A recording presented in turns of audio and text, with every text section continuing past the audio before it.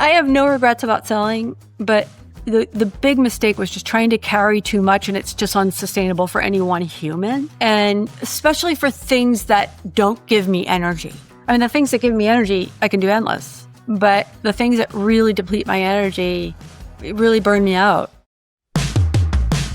You're listening to HomeCare Hindsight, the podcast where we talk with home care leaders about the big mistakes they've made and the even bigger lessons they've learned along the way. I'm David Knack, head of sales here at Zingage, and I've built a career on the idea that we learn a whole lot more from our mistakes than from our successes, which is great because I've made a lot of mistakes. I've gotten to know some of the leaders in this industry who've built amazing businesses and are super well respected. So I thought it'd be fun, instead of asking them about the great things they've accomplished, to have them tell the story of one of the biggest mistakes that they've made and how that mistake changed their thinking and the way they run their business.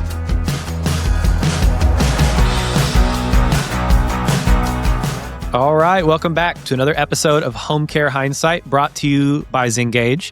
I know I've mentioned Zingage Operator a couple of times. Just a quick little success story for us off the beginning. We were talking with one of our clients in the last week or so, and he said to us, you guys filled that call out before we even knew it had happened. And so those are the kinds of things that happen that you're really excited about.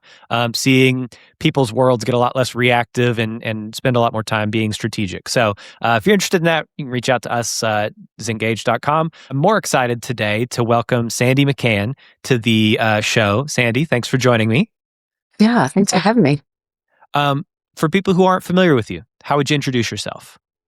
For people who aren't familiar with me, so I'm Sandi McCann. I'm a business coach. I teach the EOS operating system, but before that, I was an M. You can only be the founder ever. You can never, once I turned the hands over, I was still the founder of HomeCare of the Rockies. We were based in Boulder, Colorado.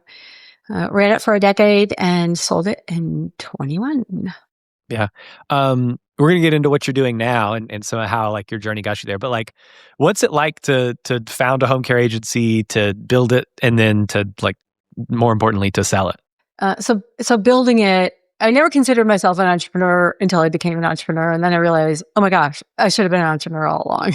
This is the career I waited my whole life for. And an entrepreneur, I don't think I would do it in any other field.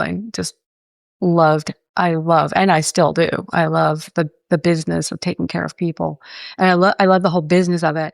But selling it, so you're running it and you're in it. I was a very active owner, and you're in it, and it's so full and it's so robust, and the good and the bad. I mean, you're firefighting, you are, there for people, you're trying to solve stuff, the problems and all the complications just get really fierce. And then it ended. Yeah. So I'm in Savannah. I get this call from one of the owners that had purchased us, and he's like, "Hey, checking in with me." And he goes, "So how does it feel to like be retired?" And I'm like, "Whoa, we didn't talk about that." I'm not retired. Who's retired? I'm on this 3-year employment contract. I thought it was going to be like helping the whole, and it was clear that wasn't the case. So it was really profound for me to figure out, who am I when I'm not running a business, when I'm not the good and the bad. Like, who am I? There's so much, at least us owners, it's such an all-consuming business, and I loved so much of it. I loved, so much of it. And so I had to really, I stepped into another journey. I felt like at the time, I felt like I was too tired to like start something new. I couldn't. I was on a 3-year employment contract, but I really just had to be at peace with, okay, let me set this down and think about what I want to do. I had run my business on EOS. I loved it, but I wasn't ready to like do something else right away. And so that was a really interesting couple of years for me to just let go of who that is. You take on entrepreneurship for for lots of different reasons. And I loved it. I loved running my company. I loved my people. And then when that stops, and it was, there were all kinds of reasons for me to sell it, But when that stops, it would, there's a whole new identity. Yeah. Who was the person in your life that was the most useful as like a sounding board as you're trying to figure out what was next? That's such a great question, because I've taken so much as I was trying to figure out what to do next. I actually worked with a coach and really just helping me. As a coach, I had known we were working together. Hadn't been working together, but then we were friends, and I knew she was doing some coaching, and just having a series of calls with her, because she was still in Boulder and I was in Savannah, and just having a series of calls with her. And then I think it was Aaron Markham was my EOS implementer. He's doing his own thing now, but he led me, because I had some time, to go to take some classes to study, and he was doing a master's in applied positive psychology. And so he said, there's a certificate program. So I did a certificate program in applied positive psychology. Then I did their coaching program. And then I thought, okay, I really want to do EOS. So it was just, I think, a couple of people, just you talk to some people, and also you got to kind of lay low and kind of figure it out yourself. Yeah. So you're an EOS implementer now. I know that's going to come up as we proceed, but you've built a home care business. You sold that business. You started this. You're working with a lot of different businesses, home care, not home care. And so you're somebody who's, accomplished a lot of stuff, which is good, because I bring successful people on this show to ask them about the big mistake that they made in their career and how that mistake changed the way that they think about life or about business. So Sandi, what's your big mistake? So my big mistake is that I tried to do everything. So in the home care business, I tried to do everything. I mean, I have that personality. I don't know if you're familiar with the Kolbe, but my Kolbe score is that I'm an 8 quick start. I used to call it ready, fire, aim. I still do. I'm one of those kind of people. But I'm a true visionary. I had a passion for growth. I had a passion for exceptional care. I had a passion for caregiver training. I had a passion for wages. And I had a passion for the community that we served in and where we were. I had really good people, but I did not have an operating system to build a true leadership team. So it was the constant Sandi show, 7 days a week for the better part of a decade. And when you're growing at a very high rate and everything had to be perfect, and it wasn't. Oh God, by all means, it wasn't. And then when we did make a mistake, it was, I took it so personally, and my team took it so personally. But, we were high growth. We were exception of quality. It was important to us to have very clean financials, and I wanted all of it. And it took a toll, and I burned out physically, emotionally, spiritually. As the visionary, I called it, I rode herd. I ran sales and marketing. We built a proprietary training program. So we had this other training program, which became a apprenticeship for the U.S. Department of Labor. We secured grant funding for it. But there were parts of the business I just wasn't suited well for. And those parts of it just ate me alive. They were just not good for my nervous system, like operational stuff, like, just all the stuff that, that I shouldn't have been involved in, but I was. And even if I wasn't doing the day to day. So we didn't have an operating system at the time before EOS to be able to hand that off properly. And, when you get a call, and I'm walking out from a yoga class, because that was like my savior at the end of the day. And one day we were having this massive snowstorm. So I'm like, oh, I'm going to do a yoga class early in the day. And I'm walking out to my car after the yoga class. And my sister, who ran operations for us for a while, called and said, are you coming back into the building? I'm like, yeah, I'll be there in 20 minutes. Why? Well, because the police are here. And then I'm like, yeah, nothing we did wrong, but it was just, a caregiver, there was a incident. Everything worked out fine, but it was like, yeah, okay, if there's something wrong, I'm trying to, if I'm handling everything. So I think the turning point for me came when I had EOS, but I was already so burned out that when we started on EOS, I was kind of already looking for a way out. EOS helped me fall back in love with the business again. And then I thought about hanging on to it, but I made an internal hiring mistake. It was my fault. I was trying to save money, but I brought someone in for operations who wasn't a right fit. And so I think then that led to the next thing. And then I pick up a call for somebody who wants to buy my company. And I'm like, okay, I'm done. I have no regrets about selling, but the big mistake was just trying to carry too much, and it's just unsustainable for any one human. And especially for things that don't give me energy, for things that depleted my energy. I mean, the things that give me energy, I can do endless. But the things that really deplete my energy, it really burn me out.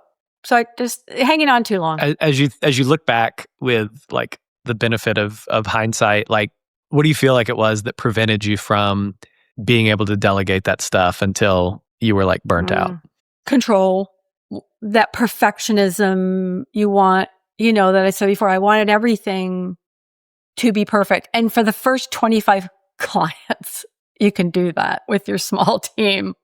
But when you start doubling it and tripling it, it's just not sustainable. And and a lot of it was fear, that I was too afraid to let it go and hand it off to somebody that wasn't, as intimately involved or didn't have a stake in didn't have an ownership stake. And then, people who, begging them to stay on. And when they really don't want to be there, I mean, not because they don't love you, but just because like they want to go do something else. I mean, you're working with entrepreneurs all the time, but for somebody who, I mean, I don't know that anybody gets into HomeCare who's not like a high performing perfectionist, like I think I can do this better than anybody else kind of person.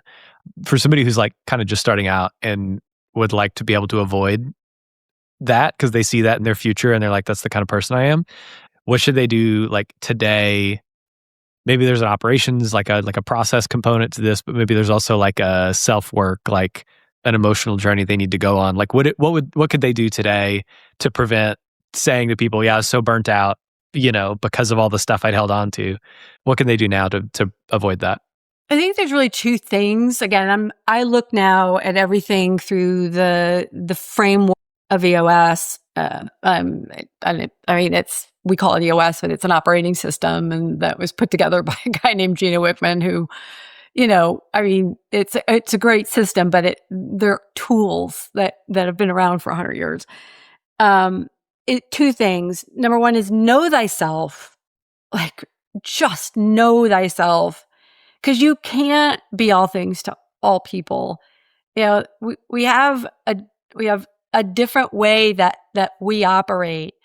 And knowing that's thyself, and then knowing, what you need, because, knowing yourself in terms of what your strengths are. And I thought I had a pretty good idea of that, but I didn't really know that you had to use those strengths, and that's where your energy, like what your strengths are. And that the other things I was trying, like these things, okay, maybe I'm not good at them, but I got to do it anyway. Nobody likes doing these things. So I might as well, because, And, my dad's motto when we were growing up is successful people do what unsuccessful people don't want to do. And I'm like, yeah, that's what that, And so I was always kind of like, you just bootstrap it. And so it's know thyself and then fill in the gaps with what you don't have. Because the business needs, any business, it needs a strong sales and marketing function.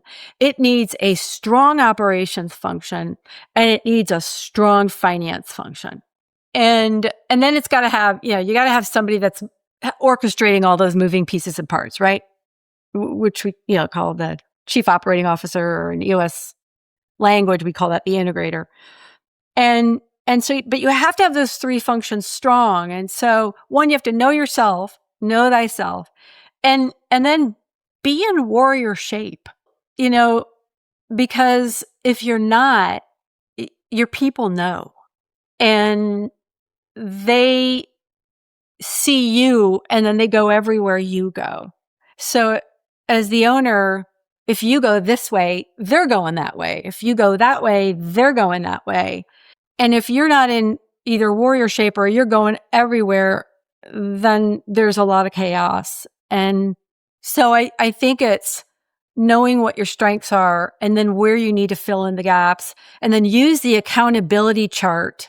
You can download it free on the EOS website, is to make sure that every part of the business is strong. And you don't have to sit in every seat, because you can't. All right. I want to move ahead to talking about something that is underrated in the home care industry. People tend to overlook it. You think that it's actually like super important. It just goes back to me, I see what is undervalued is discernment. And I see that like now there's so much available. There's so many resources available for home care owners than when I was running my business. I love that. I love that. I wish Zingage had been around. Like, oh my gosh, that was like such a big thing for us. And there's so many tools out there and genuinely good solutions. They exist. Totally get that. But what I see is more owners layering on, because it's usually the owner. I work with the whole leadership team, but it's usually the owner who's brought this tool in. Okay, guys, we're going to do this now. And they're layering on all these tools, and they're not running any of them really well. Maybe some are showing, but the tools themselves aren't the problem. It's just this missing discipline of like asking questions before you add anything is like number one is like, what problem are we trying to solve? And then stay in that lane so that you're addressing the problem and not, oh, there's a new thing. Let's try it because everybody else is doing it. And then what is our highest need right now? Because you can have a problem. Oh, there's a great tool for it, but there's something else that we have to resolve that is front and center right now. And if we don't address that, no matter how good that other thing is, it's not going to help because we haven't addressed that thing that's sitting on top of it. I think one of the things that I'm acutely aware of is how many like partial incomplete solutions are out there. And, we're seeing with like a lot of new like AI tools coming into the space, there's like thinking through how this fits into the like big picture vision of the agency is, I think, super important, because there's a lot of like bridges that don't reach both sides of the gap. And from your experience how difficult it is to like work within the technologies and have everything talk to everything else and have like real integration where like the data goes where it's supposed to. But one of the things that we've seen most often is that a lot of products come to market with an incomplete understanding of what the job to be done is. So we're spending a ton of time in scheduling right now. And there's a lot of solutions that are trying to do something like, let's call it like visit verification or solve for call outs. And it's like, great, you've got a way to find good fit caregivers faster. That's good. But what happens when the call comes in at 10 o'clock on a Saturday morning and your scheduler's at a soccer game and they have to step away and take the call from a stressed out caregiver who's scared you're going to be mad at them because they're calling out because they're sick. And then you've got to go into the AI tool and you got to tell it to do its thing. You go back to the game and it comes back to you and it's like, hey, here's what I found. Is that good? And you say, yes, approve. The thing that I don't like about that is it just creates so many additional opportunities for the team to be brought into this workflow. Whereas if we take the time to really understand what are all the steps that go into the thing, how do we solve it end to end, and how do we actually build that? Like that's a way harder problem to solve. But what I want is for people to not have to step away from a kid's soccer game at 10 o'clock in the morning or wake up at 6 a.m. and be like, at 6:15, the call outs are going to start rolling in and my day is about to get horrible real fast.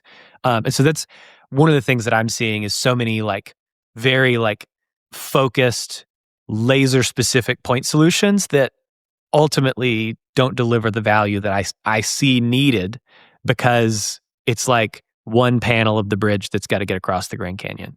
And you're really naming something from the inside, like, and you're naming it from, okay, I'm on that side. I think when you're an owner, and I see, and I love AI. I love AI. And I've been teaching myself for the better part of really 3 years. Sure. About as long as you could, because I was in the AI world before ChatGPT, and it's a different world now. Yeah, and I've been pushing it and pushing it and pushing it, and I can say at this point now, I'm using it in a way that is more about what I need and then asking the tool to help partner in some, give me some research on this or help me understand the way that business runs but it hasn't left me out of the equation. And what I'm seeing right now is that because owners, leadership teams are so hungry for some relief that they're like, okay, let's just ask AI what they say. There it is. Here it is. I'm just going to send this to you. And if you're not reading it or putting yourself in the place, it's just a bunch of words. And because it sounds so smart and it's so convincing and it sounds like it's truly caring about you and it never criticizes you. Good job. That's really good thinking. Wonderful. Oh, that's such a weight, I think we have to step back and say, well, where are we? Because it's humans taking care of humans. That's what we do. And then there's all kinds of complexity on that. We have the person needing the care, the family that's involved, the person who's delivering the care, the back office, but then it's the caregiver who has all their own lives, right? And we're asking AI to do something and it's going to figure it out, right? It's going to figure it out. But it's still so new in the process. So when you're like, yeah, well, I hope they don't have to get out of the soccer game. But I still do because Mrs. Smith doesn't like the person that AI said you're sending. Right? And Mrs. Smith is only ever wants Martha. Yeah, those are the things that live inside of agencies. Schedulers' brains are a hit by a bus problem, right? One person knows who everybody likes and wants to be around and all that kind of stuff. And so I think the task is, how do we clone that best scheduler? How do we make it so they can take a day off? But how do we also insulate the business from the worst case Armageddon scenario of a scheduler leaves and takes with them all the institutional knowledge that only lives inside of their brains? And so those are some of the problems that we're trying to solve for. But you're exactly right. It's not as simple as, well, you can just GPT HomeCare. There's a lot of complexity and a lot of nuance and a lot of times where people need to get involved in the situation. And not to belabor that point, but that's a whole interesting conversation, but it's, we try to stay in regulation, right? We're regulated, by your state or, whatever, but sometimes schedulers are doing a lot of stuff. It's not that they're trying to be illegal, but they're just trying to get the schedule filled. And so we want schedulers to inform, but it's like some of the things that you learned, they're like shucking and jiving and robbing Peter to pay Paul, but it's like, we don't want AI learning from that point because we can't have that as the norm. So yeah, I'm excited. I'm really excited because there's just no way the older adult population is growing so much faster than the caregiving population as a whole. We have to use AI, but we have to use it in a way that, where we're really solving the problem at hand. All right, let's transition into we talked about a big mistake that you made, but what's a little mistake that you see other home care owners make all the time? And if they quit, it'd make their lives or their businesses 10 times better. And I said this before, owners say, and I work with companies that want to grow, and want to go to the next level, either because they want to get it saleable, not today, but, on down the road, or they want to expand and, 10x their model. So, this is from my viewpoint, they want to grow, but it goes back to, you can't grow without that strong sales and marketing, that strong operations, and that strong finance piece. And I've heard owners say, I don't care about profitability right now. I just want to grow. And I ride that, okay, we'll do that for a couple quarters, but I got to tell you, then what you're going to see is, and I was that. I'm like, okay, because in home care, you have so much cash flowing in and out of the business that you can be unprofitable, but still pay everybody, run the business, right? And so people make the mistake, and it wasn't necessarily, I knew where our profitability was, but we were investing in the caregiver in the caregiver training. We had used all of our profits for the caregiver training program. But I think, they're not realizing that you can't have a strong sales without a strong operations. And I think I heard it on one of your podcasts, but those teams have to talk to each other, that they have to be in constant communication. And you have to have the finance piece of it strong. You don't have to show every line on the P&L, and owners they don't want to see what they take out of the business. I get that. But there's a way to give your leadership team the information they need so that they themselves can feel like they can look at it holistically. Because the business isn't just sales. It's not just about getting hours. I've seen quality really take a back seat. Service failures, so unintentionally. No one wants to have a service failure, but I've seen it because we've had to cut corners, and that always gets it. Like, bring them in the door. Let's put them. We got to grow. Fill the shift. We can't get them trained. They lop off training. Well, let's just do the the minimal amount. It's just not a sustainable way to grow. And I get it. I feel it. Like, I was there. I sat it. I have been in your shoes. I know what it's like. But from where I am right now, I'm like, I got this for you. You don't have to be so scared. Like, I know what trust the process. Trust if you have these three functions strong, that it will deliver the business model that you want. Yeah, there's such a if you're not growing revenue, the business is going to die. But I think the challenge is leaning, to echo what you've said, leaning into the sales to such an extent that ultimately sales becomes a lot harder when there are service failures. And when you build these great referral resources that trust you with their, discharges or their clients or whatever they want to, patient census, however they want to think about it, if they trust you to help them deliver the service that they've committed to, and there's a service failure because we've overextended ourselves because we're weak on operations, nobody sets out to be I'm going to deliver C- quality home care. But it just happens because the operations backbone isn't strong enough to support the way that the business is growing. 100%. And, finance is the other piece of it. You have to have strong finance, and not every owner comes in strong in that, right? I didn't. I was really strong in growing revenue, but not strong in the P&L. And thank God my sister was really strong in that, because we had exceptionally clean financials, and I eventually, we built a P&L that had 136 line items on it. We knew exactly where everything was going because we were spending so much on the training program in the hopes that, that it would be a saleable venture. But you have to have such tight controls over the finance and you got to have clean financials. If you ever want to sell, you got to have clean financials. I think the financials piece, because I hear from people all the time who have been stressed about making payroll.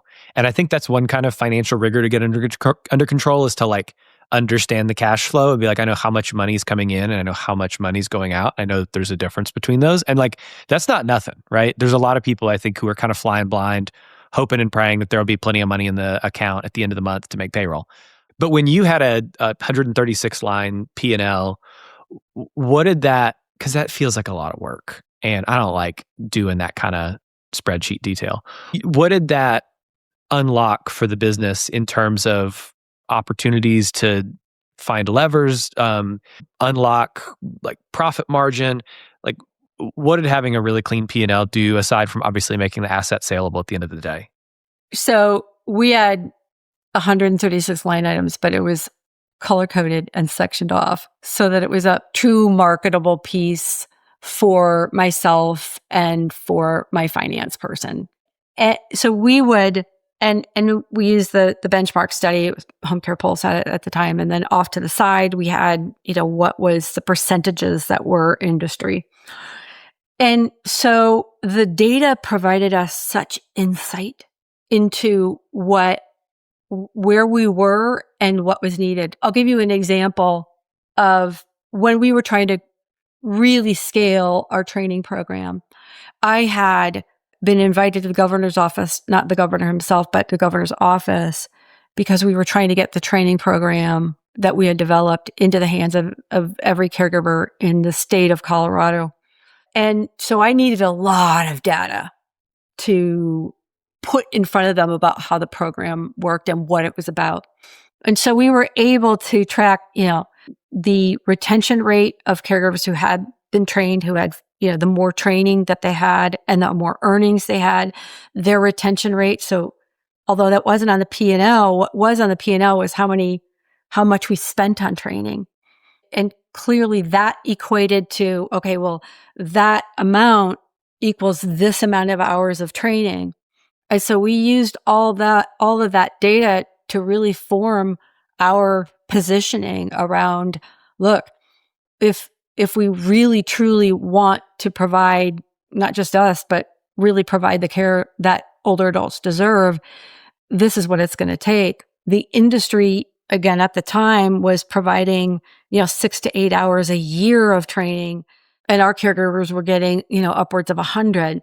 And so that it gave one, in the case of the governor's office, that information, but it also, when there were companies looking at purchasing us, that was very attractive because 90% of the caregivers who went through our training program stayed. We didn't have, and we had attrition at that lower, the first 30, but it gave us such powerful data to really share whether we wanted to grow, whatever we wanted to do, having that sectioned off, having those amounts sectioned off. And it let us know when we were spending too much in a category, what we didn't need to do, and allowed us to shift some things around. When we were applying for grant funding, we had several line items that were specific for the training to educators, the manuals, all those things. And we just basically lifted that amount when we were applying for a grant because all of that had to go into the grant application.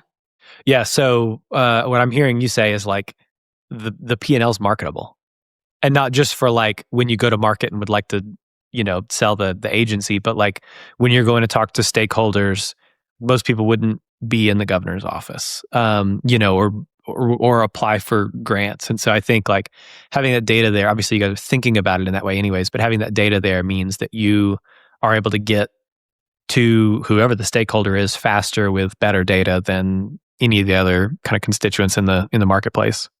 If I'm at a bank meeting with a small business banker about wanting to open up a new office and I need to take a loan out, and I have clean financials that show exactly where the money's going, he or she is going to feel so much more confident in that. If I'm talking to somebody about investing in my business, that having those clean financials are going to make the person investing so much more confident in that their return on investment is going to pay off. Makes perfect sense. Cool. Well, we talked about a lot of mistakes, but I like to end every episode on a high note. So tell me about something that's happened lately in your business that you're proud of. There's so many things. Again, a couple weeks ago, just sharing this, we call it cash flow drivers. We taught a tool called cash flow drivers, and having the team really understand, where where all the money was coming in and going out, just giving them so much more, giving this team member who's kind of risen. I've just seen her grow so much when she first came in on the leadership team, like barely even thinking she was qualified to be there. And now she's running operations, and just the empowerment that she has, not in an arrogant way, but just like a confident way. And just to see her grow, to see one of my team members grow, it's the reason why I do this. I mean, I had an advantage in, one in my career working in financial services marketing. It was like, I had an advantage for many, many years having access to, to everything I wanted to learn and do, and to see people having a shot at a job, but not knowing how to do it. And I just love having these tools because they're so accessible. EOS is so accessible. But she's also got the desire to do this, and just watching her grow and seeing all these things come together and the smile on her face and just having her so empowered, that is why I do this. That's great. Well, before we get out of here, what do you want to plug? I have to plug EOS. I don't care whether you use me, although I do, because I just have a knack for home care and I love the business. But whatever, just an operating system is, you can use all the wonderful tools out there within an operating system that it just gives an entrepreneur and an owner and a leadership team the scaffolding and the framework for you to go and do whatever you want to do. And of course, the one I love is EOS, but whatever it is, run your business on an operating system. That's great. If people want to reach out to you in particular, what's the best way for them to do that? Oh, gosh. My email, which is sandi.mccann@eosworldwide.com. Or find me on LinkedIn. I'm pretty active on LinkedIn. I post about once a week, and I love connecting. There's 900 of us implementers out there, and we're all connected in this great big, web. And so we spend a lot of time, finding each other on LinkedIn. That's great. Well, Sandi, thanks so much for coming on the show today. This was fun. On behalf of the team here at Zingage, thanks for listening to the show. We'll be back next week with another episode, so be sure to subscribe wherever you listen to podcasts on Spotify or Apple or YouTube. Leave us a rating while you're there. It helps other people find the show. If you have comments on the show, drop me a line, david@zingage.com. Would love to hear from you, chat with you there.